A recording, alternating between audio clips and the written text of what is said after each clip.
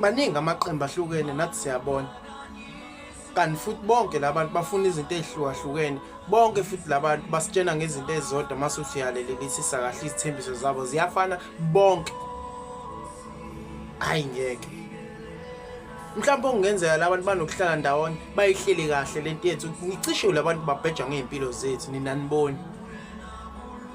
Kodwa ke luyeza usuku bekhuluma athi bavimbe bonke labantu. Lonke nina nibona ukuthi niyeweni. Ikhuluma nani?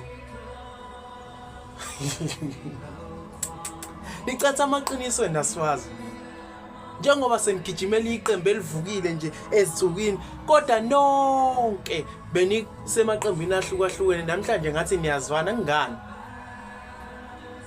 Nina phendukani nibuke labantu emuva, babheja ngezimpilo zethu nina niboni.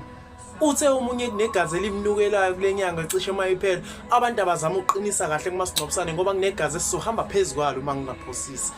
Efunga ethi buka mama ngiyafunga.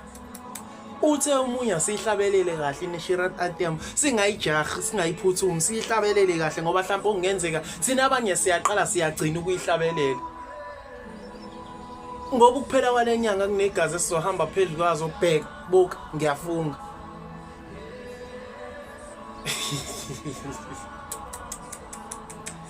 Ay uqale kwayicorona kwaluthwa kwenziwa izinto eziningi nje kulomhlaba. Hayibo khulumani nami siyona leyona iKZN le kumabheketwana impela nibheka. Hayi sobone ekhethweni kuzokwenza